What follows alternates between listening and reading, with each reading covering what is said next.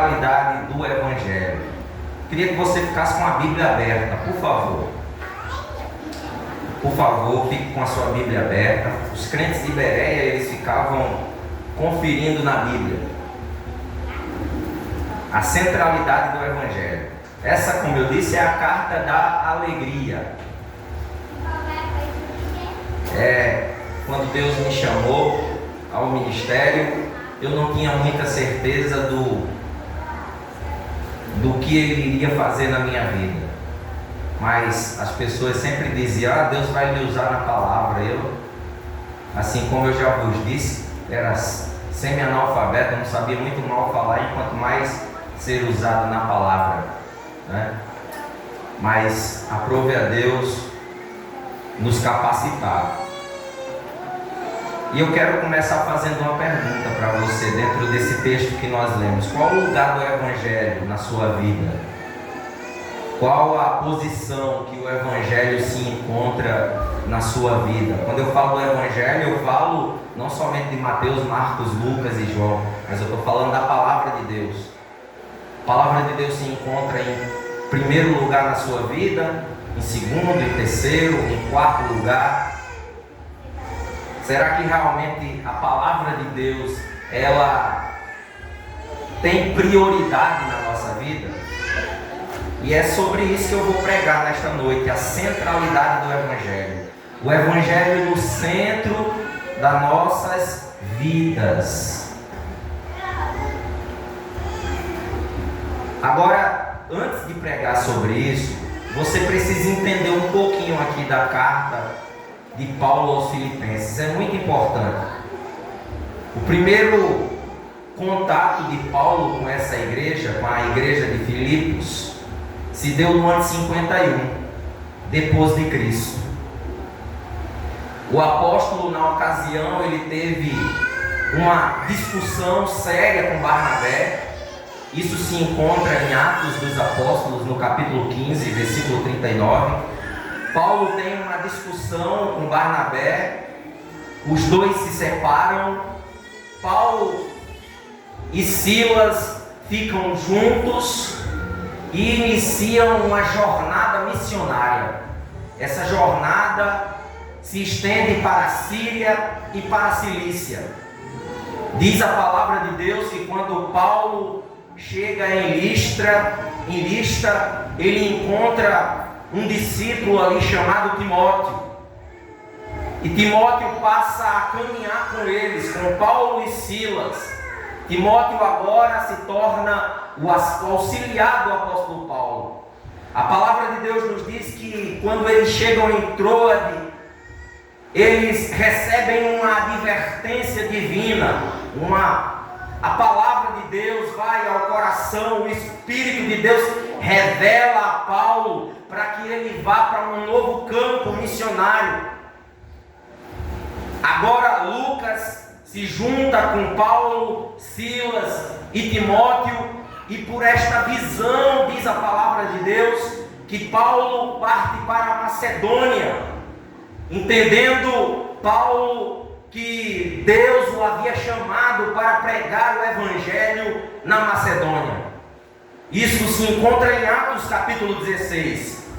Quando Paulo, com a sua comitiva de missionários, partem de Troade, eles navegam até a Samotrácia e depois, no dia seguinte, eles vão para Neápolis. Diz a palavra de Deus que quando eles chegam em Filipos, na Macedônia, Filipos era uma colônia romana, era a principal cidade do distrito. Diz a palavra de Deus que eles ficaram ali vários dias. Filipos foi a primeira cidade da Europa em que o Evangelho foi proclamado. Se Paulo não tivesse ido nesta região, provavelmente o Evangelho nunca teria chegado aqui para nós.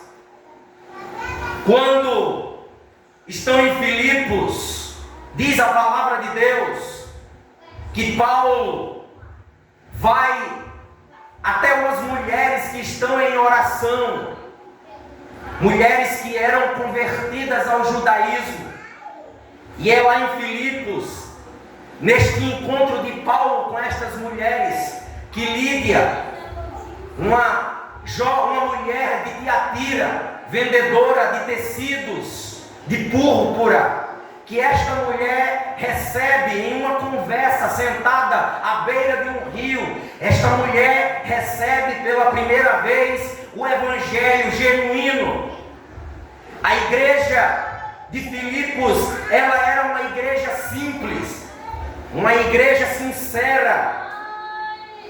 Isto dá um destaque a esta igreja pela maneira cordial como a igreja de Filipos, inicialmente na casa de Lídia, como ela tratava o apóstolo, como ela se preocupava com a palavra de Deus. Quando o apóstolo Paulo escreve a carta aos Filipenses, ele está preso em Roma. Por isso que, além desta carta ser conhecida como a carta da alegria, ela é também chamada a carta das prisões. Paulo, nesta data, já havia escrito a carta aos Efésios, a carta aos Colossenses, a carta a Filemon. Mas é neste momento que o prisioneiro de Cristo, o apóstolo Paulo, recebe um homem, um servo, um cooperador, chamado Epafrodito. Epafrodito, ele chega trazendo suprimentos. Ele é o homem que traz as notícias da igreja de Filipe até Paulo, que está preso. Ele traz as boas notícias, as orações da igreja de Filipos por Paulo. Esta igreja, esta carta que Paulo escreve, é uma carta muito amorosa, cheia de afeto. Quando eu leio as Escrituras, eu realmente, e eu normalmente, me pergunto, queridos irmãos, qual o lugar que a palavra de Deus está em minha vida?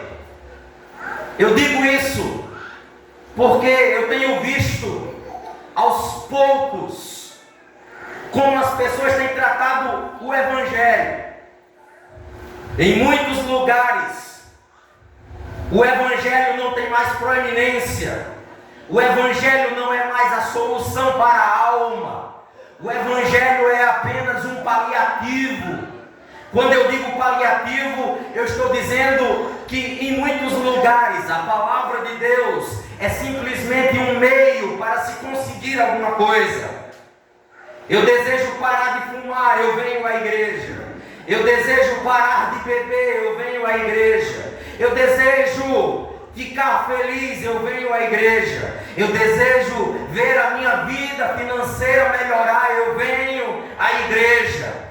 Quando este objetivo é atingido, quando esta meta é conseguida, a grande parte das pessoas resolve não mais vir à igreja, porque a igreja muitas vezes é apenas um paliativo.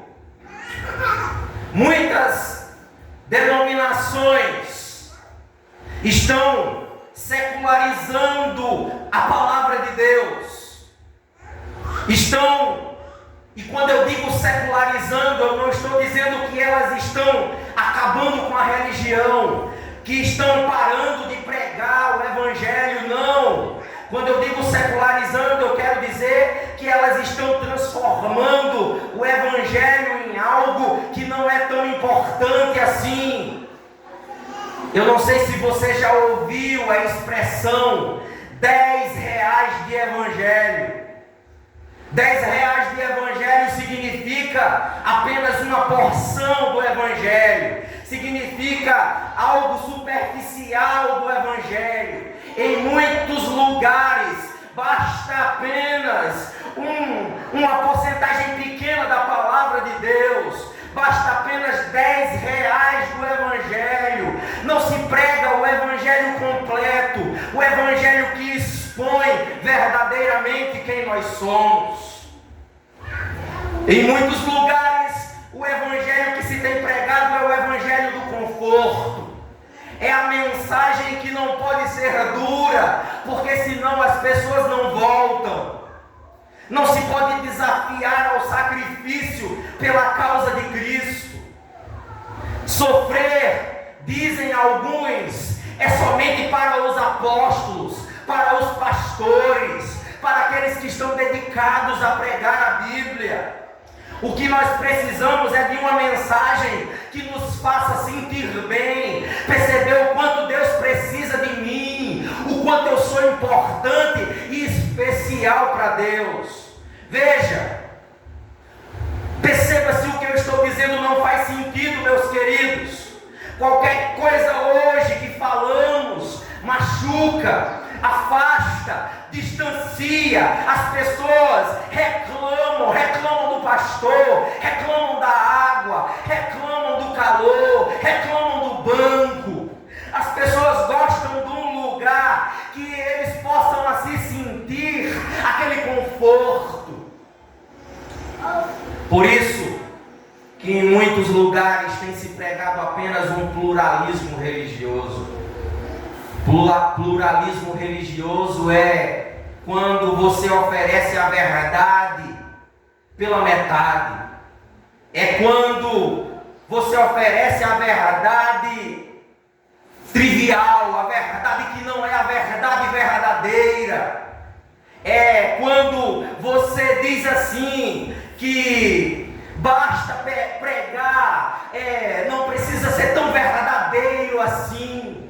Não precisa ser tão duro assim. Não precisa dizer a verdade, porque não existe verdade. Toda verdade que existe é a ilusão da cabeça dos pastores. A verdade é a minha, a verdade é a sua. É um pluralismo, é errado. É errado quando esses pastores malucos sobem nos púlpitos para dizerem que nós que estamos aqui embaixo sentados precisamos nos consertar com Deus. Não precisa pregar isso. Afinal de contas, quem são estes obreiros de terno, de gravata, que domingo após domingo dizem isso? Bem, irmãos, eu vou começar a desenvolver a mensagem agora. Eu peço que você preste atenção no que eu vou dizer. Quando o Evangelho está no centro, ele molda os nossos relacionamentos. Quando o Evangelho está no centro, ele molda as nossas orações, os nossos sonhos e até as nossas crises. Nesta noite você verá qual o lugar do Evangelho de Jesus na sua vida. Qual é o lugar que ele precisa estar? São 3 áreas. Eu queria desenvolver 4, mas ia ficar muito grande aqui a mensagem. Eu quero abordar aqui, eu peço que você preste muita atenção, porque senão você não vai entender o que eu estou dizendo. E para que desça para o seu coração, primeiro tem que passar por sua cabeça. Primeiro você precisa entender, para depois você sentir. O Evangelho precisa estar no centro da sua vida. E essa carta de Paulo aqui, esse capítulo 1, nos mostram aqui pelo menos 3 áreas de atuação que o relacionamento de Paulo com essa igreja de Filipe nos mostra. São 3 áreas que o Evangelho precisa estar no centro da minha e da sua vida. Eu não sei se você já tinha pensado por estes termos, mas eu quero dizer para você que penso eu e creio que esta seja a verdade do Evangelho. Primeiro lugar, o Evangelho, ele precisa estar no centro dos nossos relacionamentos. O Evangelho precisa estar no centro do meu relacionamento, do seu relacionamento com a igreja do Senhor. Versículo de número 3, olhe para a Bíblia, por favor. O apóstolo Paulo diz: eu agradeço ao meu Deus toda vez que me lembro de vocês. O apóstolo Paulo aqui ele tem várias recordações com relação à igreja que ele mesmo fundou, como eu já disse a vocês. Ele fundou essa igreja na cidade de Filipos. O apóstolo Paulo ele é grato a Deus por eles e por isso ele faz aqui uma oração a Deus. A oração do apóstolo Paulo é a oração de um homem de um coração grato. A oração do apóstolo Paulo é a oração de um homem que é grato. É a oração de gratidão que é transformada em uma oração alegre.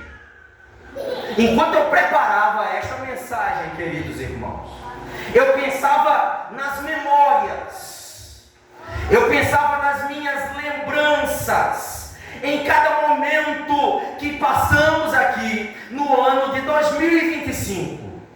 Enquanto eu preparava, eu lembrava do cuidado de Deus dispensado à minha casa. Enquanto eu preparava esta mensagem, eu lembrava da igreja de Ordem Grangeira e o quanto esta igreja tem se preocupado com a nossa vida. Enquanto eu preparava esta mensagem, eu pensava em cada ligação, em cada ajuda, em cada momento que nós tivemos assim juntos. E estes momentos, eles vão marcando, Josué, a nossa mente com as boas lembranças. E é assim que eu desejo lembrar com vocês. É maravilhoso demais quando a lembrança e a gratidão se ajuntam. É muito bom quando os nossos relacionamentos pessoais que nós vivemos são estabelecidos com lembranças, com memórias felizes. Lembrar não deve trazer à nossa vida arrependimentos, apenas felicidade. Eu estou falando do Evangelho no centro das nossas relações. Quando o Evangelho está no centro das nossas relações, o Evangelho é uma chave para a alegria da nossa vida cristã. É uma chave que é real, que é capaz de gravar a espera das pessoas, que é capaz de gravar o melhor de alguém, que é capaz de gravar um olhar, um cuidado, que é capaz de olhar para além de algumas falhas da vida de alguém contra nós. O coração onde a alegria do Espírito Santo domina, como aconteceu com Paulo aqui neste texto, não traz à memória coisas amargas. Quem tem uma memória relacional, quem coloca o Evangelho no centro da sua vida, tem memórias agradáveis, saboreia, espera a vida, não fica pensando nas coisas amargas que aconteceram na sua vida. Glória a Jesus. Paulo tem muitas lembranças com relação à igreja de Filipos. Paulo, ele começa tendo uma lembrança fiel. Uma lembrança fiel. Paulo lembra o que Deus fez pelos filipenses. Eu agradeço ao meu Deus todas as vezes que me lembro de vocês. Ele lembra o que Deus fez pelos filipenses. Ele lembra da conversão de Lídia. Ele lembra da libertação daquela moça lá em Atos 16, liberta pelos demônios. Ele lembra daquele culto lá no cárcere. Paulo tem uma lembrança fiel. Ele lembra lá em Atos 16, quando ele estava com Paulo e Silas, cantando louvores, adorando o nome do Senhor, com as suas costas todas marcadas do chicote, da surra. Mas ele também lembra, queridos, o que esta igreja havia feito por ele. O Filipenses capítulo 1, versículo 5 diz: por causa da cooperação que vocês têm dado ao Evangelho desde o primeiro dia até agora. Paulo diz no capítulo 2, no versículo 25: contudo penso que será necessário enviar de volta a vocês Epafrodito, meu irmão, cooperador, companheiro de lutas, mensageiro, que vocês enviaram para atender às minhas necessidades. Quando o Evangelho, meus irmãos amados, que estão aqui nesta noite, está no centro dos nossos relacionamentos, nós deixaremos marca na vida de outras pessoas. Quando o Evangelho está no centro dos nossos relacionamentos, a mente das pessoas, a memória das pessoas com relação a nós, ela fica marcada positivamente, meus queridos. Eu quero perguntar para você gentilmente aqui nesta noite, como você deseja ser lembrado daqui a alguns anos? Como você quer ser lembrada daqui a alguns anos? Como você deseja que as pessoas pensem em você como alguém que marcou a vida de outra pessoa para o bem, ou como alguém que passou na vida de alguém e não teve nenhuma importância? Como alguém que não deixou um lastro, que não deixou uma marca na memória do outro. Quando o Evangelho está no centro dos nossos relacionamentos, nós marcamos a memória. Por isso o apóstolo Paulo está dizendo aqui que quando ele orava, ele se lembrava dos melhores momentos com esta igreja.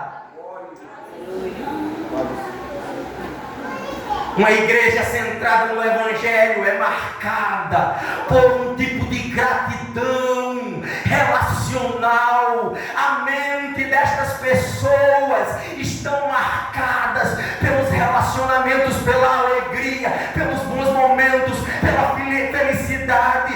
Por isso que quando o Evangelho está no centro da nossa vida, as nossas relações são saudáveis, meus irmãos. Paulo lembra pela cooperação do Evangelho.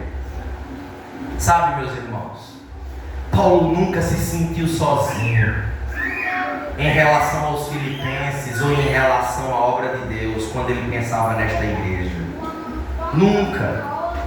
Existia um laço especial entre Paulo e eles. Era como a relação entre um pai e um filho. Existia graça. Essa igreja estava sempre na mente do apóstolo Paulo, estava sempre aqui no coração do apóstolo Paulo, porque diz o texto da palavra de Deus que esta igreja era participante da graça. Participar da graça significa aqui que a igreja de Filipos participava das prisões de Paulo. Significa que eles participavam das defesas de Paulo, que eles participavam das confirmações, das noites sem dormir que o apóstolo Paulo passava, da sua necessidade de oração constante para escapar, para ter uma palavra diante de alguém. Ele sempre estava necessitando dar uma palavra para alguém em defesa da sua vida. E esta igreja participava não somente dos momentos de banquete, não somente dos momentos de alegria, mas eles participavam das prisões, das defesas e das confirmações. Como seria bom na igreja de Cristo se tivéssemos sempre esse sentimento pelas pessoas que nos cercam. Que o meu coração, sabe, Wellington, que o seu coração pudesse ser assim, um abrigo de amigos.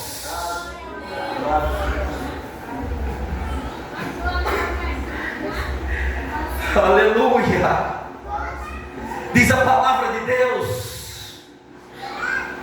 no capítulo 2 de Filipenses, que Paulo precisou mandar de volta para Filipos um servo, o cooperador chamado Epafrodito, companheiro nos combates. Esse obreiro que havia sido enviado pela igreja de Filipos para cuidar do apóstolo Paulo. Ele foi enviado pela igreja em socorro do apóstolo. Mas diz a palavra de Deus que ele foi mandado de volta porque ele estava com um estado de saúde grave, estava à beira da morte, estava doente. Paulo mandou Epafrodito voltar, retornar. Epafrodito voltou porque ele precisava suprir o vazio que ele havia deixado quando ele saiu. Você precisa sentir um vazio quando alguém sair deste lugar.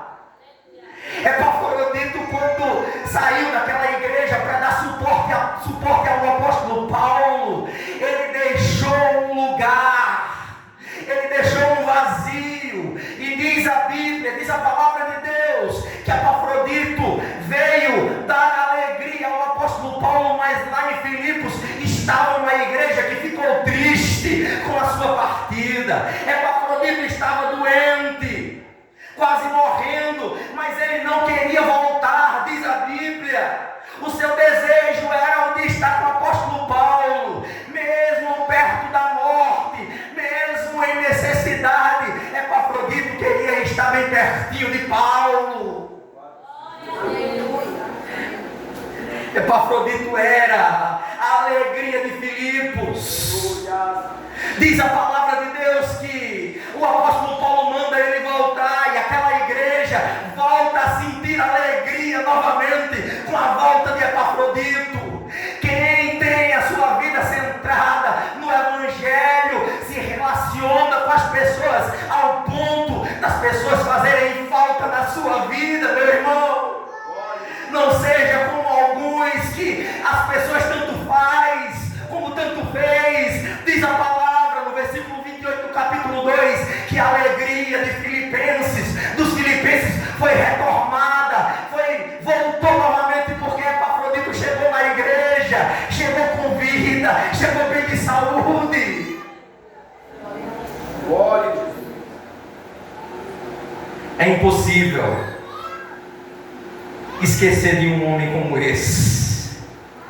Paulo diz que ele era um cooperador, ele agradece aqui pela cooperação. Epafrodito era um homem de comunhão, era um homem que tinha uma relação de companheirismo com o apóstolo Paulo, mas ele também tinha uma relação de companheirismo com a igreja no total. Ele não tinha um partido, ele era a alegria da igreja e ao mesmo tempo a alegria do apóstolo Paulo. Sabe, queridos irmãos, a obra de Deus, ela se torna mais fácil quando se tem certeza que existem pessoas que estão dispostas a sofrer pela causa de Cristo. Por isso que sua cooperação aqui é comunhão. Por isso que quando você nos ajuda, quando você está do nosso lado, quando você tem coinonia conosco, quando você tem comunhão com a liderança, quando você tem este estreitamento, dificilmente você não terá com o Senhor. Não existe a possibilidade de se ter comunhão com Deus sem que exista comunhão com a igreja do Senhor. Não é possível dizer que se ama a obra sem se auto-sacrificar. Não é possível dizer que se ama a obra sem perdas, sem riscos da sua própria saúde. Não é possível dizer que se ama a obra sem se relacionar, sem se expor, sem meter a cara assim, para a tapa, sem se apresentar. Não é possível, meus irmãos.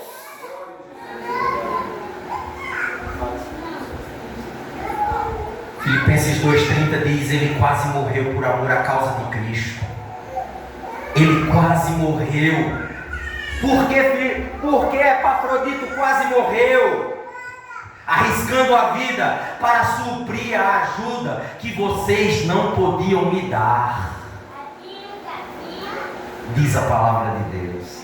Quando o Evangelho entra no centro das nossas vidas, a tendência é que nós cresçamos, é que nós sejamos aperfeiçoados. Quando o Evangelho está no centro das nossas vidas, as pessoas que cruzam os nossos caminhos carregam de nós uma lembrança fiel. As pessoas que cercam a nossa vida, elas têm boas memórias de nós. Elas querem estar conosco. Da mesma forma que nós estamos em seus corações, elas também estão dentro dos nossos corações. Quando nós temos esse Evangelho no centro da nossa vida, nós temos comunhão, cooperação no Evangelho.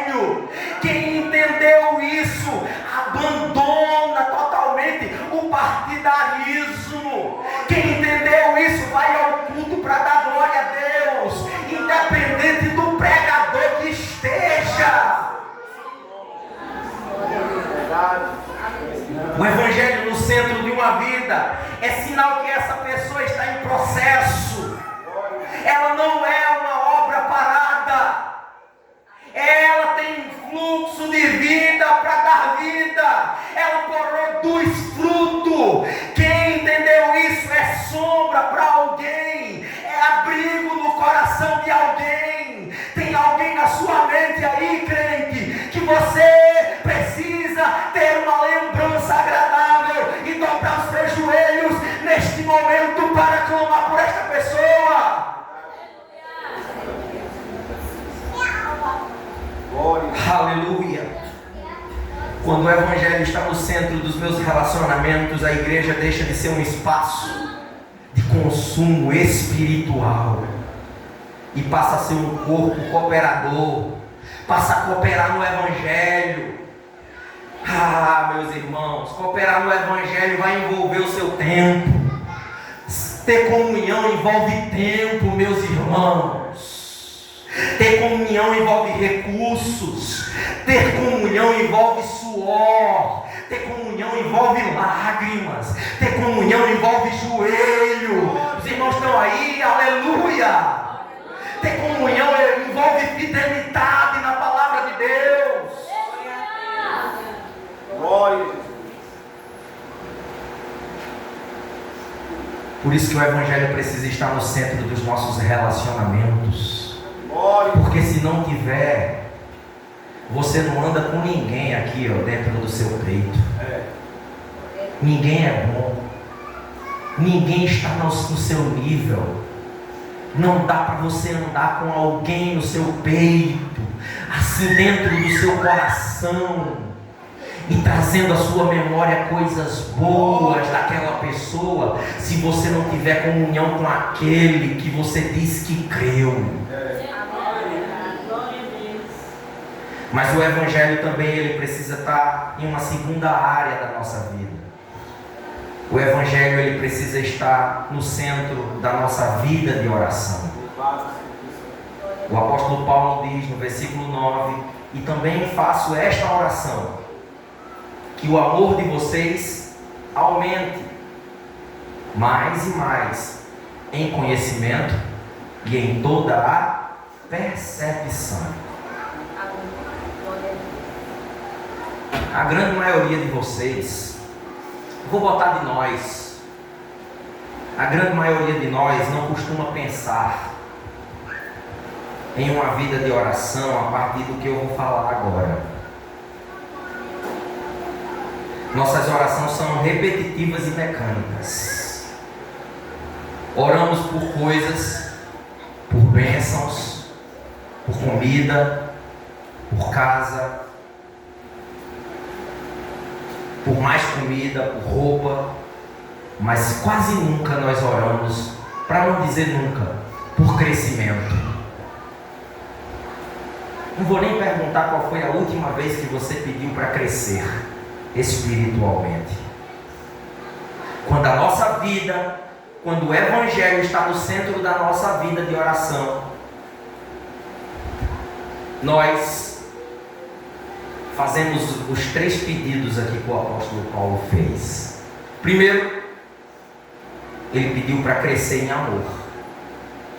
O texto diz que o amor de vocês aumente mais e mais.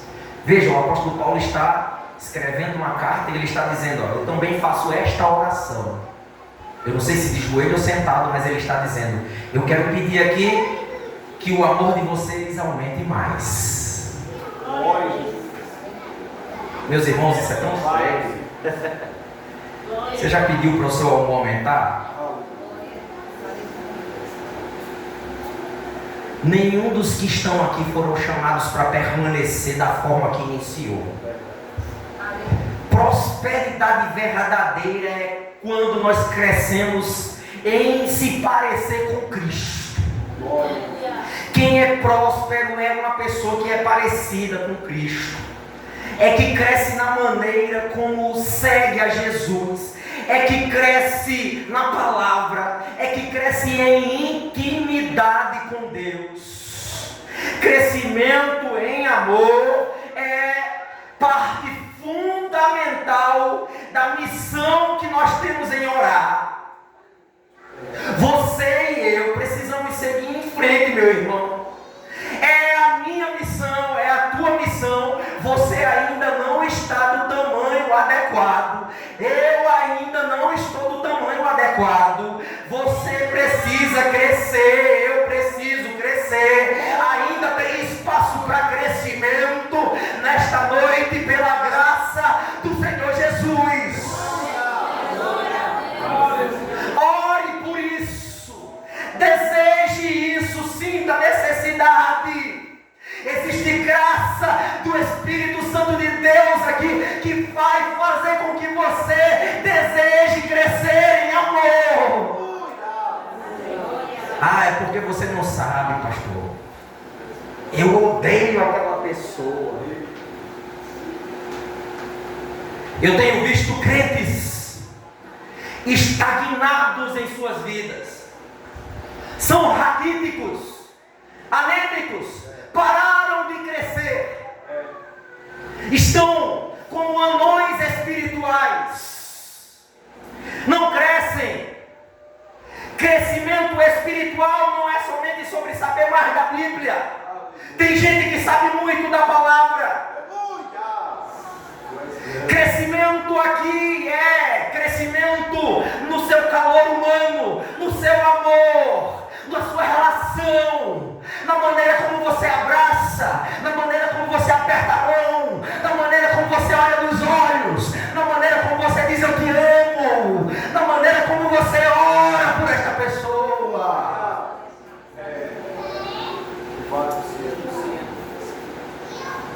Ele pede para que esse crescimento seja em conhecimento.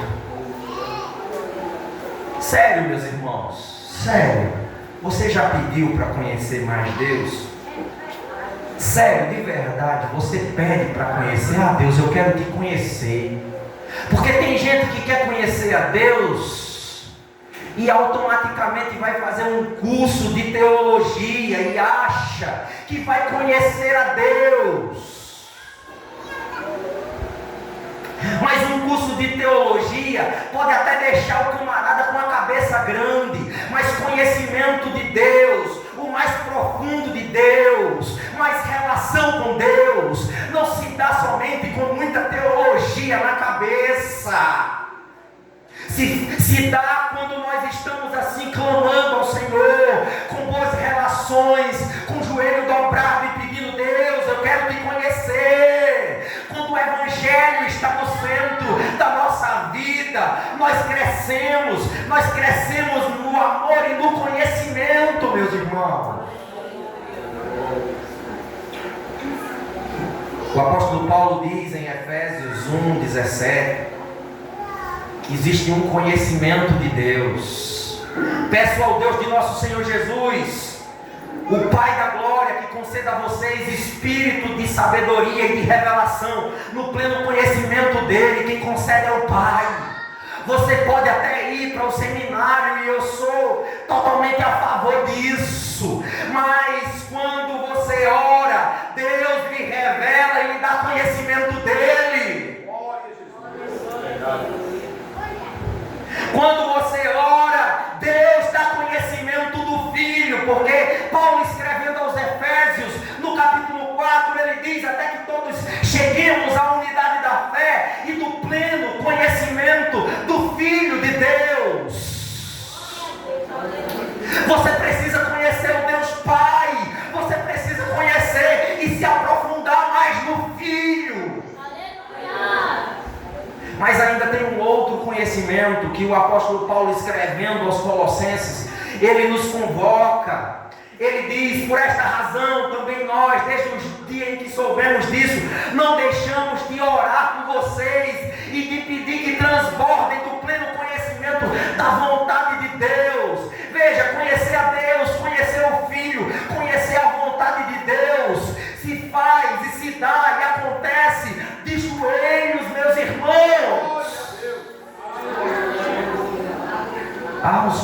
fala tanto de teologia, o senhor está negando agora a importância de estudar? Não. Eu quero que verdadeiramente você conheça. Eu quero que você cresça. O meu intuito aqui, meus irmãos, eu poderia estar pregando algo mais agradável aqui para vocês, algo que fosse mais light, mas Deus não me chamou para isso. Quem sabe o próximo dirigente que venha seja assim e fale isso para vocês. Mas Deus me chamou para ensinar o evangelho verdadeiro. Paulo ora por discernimento. O texto diz muito claro, muito claro, muito claro. Ele fala da necessidade de um discernimento, de uma percepção espiritual. O versículo de número 9, ele diz: eu peço que o vosso amor aumente mais e mais em ciência e em todo conhecimento. É percepção. Quando o evangelho está no centro da nossa vida de oração, os nossos olhos espirituais ficam abertos, meus irmãos. Sabe por que muita gente está sendo enganado? Sabe por que muita gente não está sabendo de absolutamente nada? Não tem direção, não tem norte. Ora está aqui, ora está aqui, ora está aqui, ora está aqui, porque falta discernimento.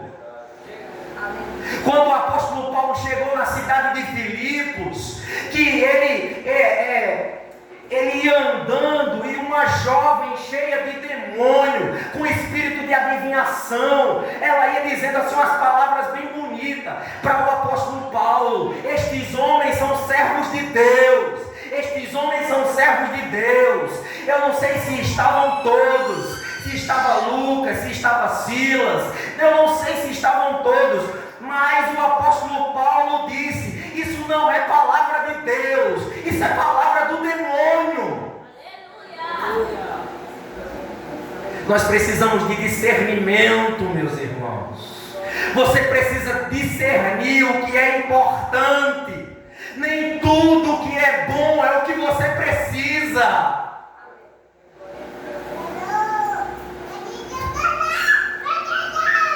Vamos concluir esta mensagem. Terceiro ponto, a terceira verdade: o evangelho ele precisa estar no centro dos seus maiores sonhos. O evangelho precisa estar no centro dos seus maiores sonhos. Filipenses capítulo 1, versículo 12, ele diz assim: quero ainda, irmãos, como seria bom se você estivesse anotando, para você conferir se o que eu estou falando aqui condiz com a Bíblia, ou de repente eu estou falando aqui alguma besteira. Quero ainda, irmãos, que saibam que as coisas que me aconteceram têm até contribuído para o progresso do evangelho. Quando o evangelho está no centro dos nossos sonhos, isso não impede que nós sonhemos, meus irmãos. Quem tem sonhos aqui? Levanta a mão. Quem tem sonhos? Eu tenho sonhos. O apóstolo Paulo também tinha. Agora, todos os sonhos do apóstolo Paulo estavam alinhados com o evangelho. Estavam atrelados ao evangelho. Quando o evangelho de Jesus está no centro das nossas vidas, os nossos melhores sonhos e desejos, sabe, aqueles maiores anseios da nossa vida, sabe, aquele maior sonho da sua vida, ele passa pelo crivo, ele fica abaixo da vontade, da palavra de Deus. Eu acho que esse apóstolo Paulo era muito azarado, viu? Porque ele foi açoitado 5 vezes, diz a palavra de Deus, que ele recebeu dos judeus 40 açoites, menos um. Ele foi açoitado com vara 3 vezes. Uma delas foi registrada aqui em Filipos. Ele foi apedrejado uma vez, deixado quase à morte em Listra.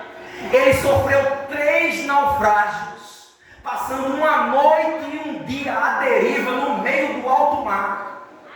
Ele enfrentou perigos de rios, assaltantes, perigos com seus próprios compatriotas, com seus irmãos, supostos irmãos que o perseguiam.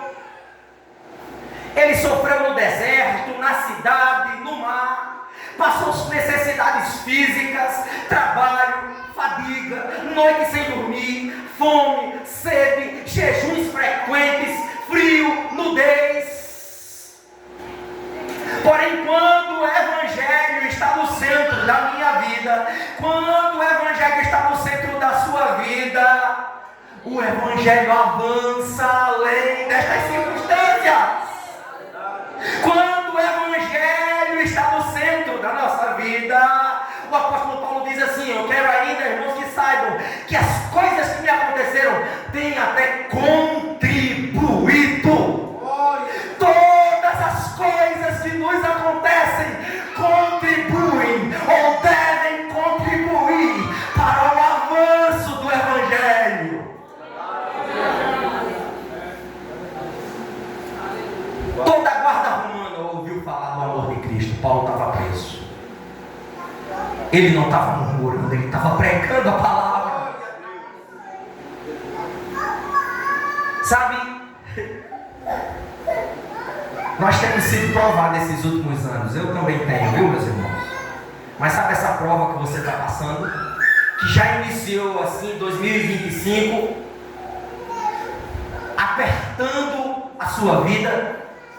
Talvez isso seja um chamado para que o Evangelho avance na sua vida. Glória a Deus. Talvez seja um chamado de Deus para que o seu relacionamento se afine com o Senhor. Talvez isso seja um chamado para que você pregue mais o Evangelho. Talvez Deus está querendo fazer com você que você proclame mais a palavra de Deus no meio da prova. Tem pessoas que vão para o hospital com câncer. E são 2 tipos de pessoas. Uma que chega lá e diz: eu vou morrer. Eu não quero falar com ninguém, eu não quero ver ninguém. Aí tem uma outra pessoa que entendeu isso aqui que eu estou dizendo, e ela chega lá e ela diz: eu estou com câncer, eu vou morrer, mas um dia eu vou me encontrar com o meu Senhor, e se Ele quiser me curar, Ele vai me curar. E ela olha para aquele que está com câncer e ela diz: aquele que está com câncer, você pode ser curado em nome de Jesus, você crê? O resultado do nosso sofrimento precisa ser avanço da obra de Deus. Deus deseja usar você mesmo fraquinho, mesmo provado, mesmo doente. Avance nesta noite no Evangelho, cresça, pregue o Evangelho, que o Evangelho esteja no centro dos seus maiores sonhos. Quando o Evangelho está no centro dos nossos maiores sonhos, o pneu do carro pode estar careca, a conta pode estar vazia, mas o Evangelho avança. A palavra de Deus é pregada.